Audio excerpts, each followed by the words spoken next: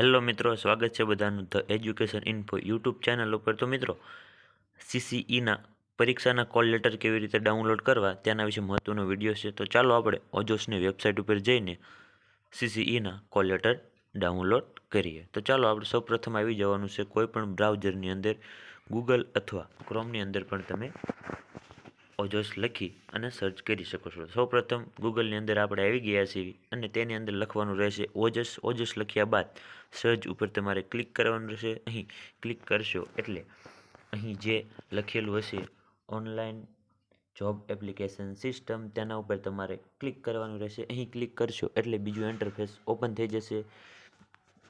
બીજું interface open થઈ ગયા બાદ અહીં લખેલું છે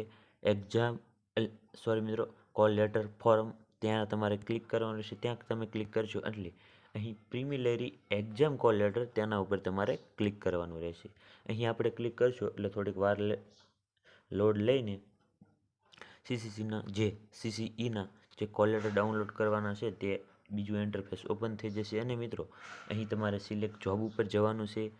પ્રથમ સિલેક્ટ જોબ ઉપર જશો। અહીં જ્યારે કોલ લેટર ડાઉનલોડ થવાના શરૂ થઈ જશે ત્યારે તમારે અહીં જે એડવર્ટમેન્ટ નંબર હશે સીસીઈનો, અહીં ફર્સ્ટ નંબર ઉપર શો થતો હશે, કારણ કે આ વિડીયો પહેલાં બનાવેલો છે કોલ લેટર ડાઉનલોડ થવાના થોડા દિવસો પહેલાં, એટલા માટે કે જ્યારે કોલ લેટર ડાઉનલોડ થવાના શરૂ થાય ત્યારે તમને તે સમયે વિડીયો હું અવેલેબલ કરાવી શકું, એટલા માટે આ વિડીયો પહેલાં બનાવેલો છે। તો મિત્રો, પ્રોસેસ આ જ રહેશે। અહીં જ્યારે કોલ લેટર ડાઉનલોડ થશે એટલે અહીં ફર્સ્ટ નંબર ઉપર જે સીસીઈનું જે એડવર્ટમેન્ટ નંબર છે તે શો થતો હશે, ત્યાં તમારે ક્લિક કરવાનું રહેશે।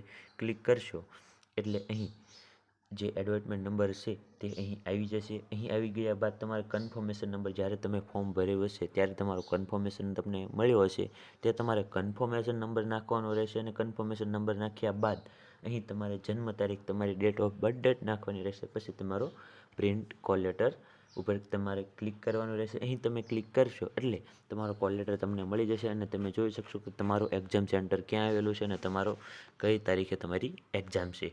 તો મિત્રો, તમારો જો કન્ફર્મેશન તમે ભૂલી ગયા હોય તો અહીં તમારે જે વી નંબરનું ઓપ્શન છે ત્યાં તમારે તમારો કન્ફર્મેશન નંબર જાણવા માટે ક્લિક કરવાનું રહેશે।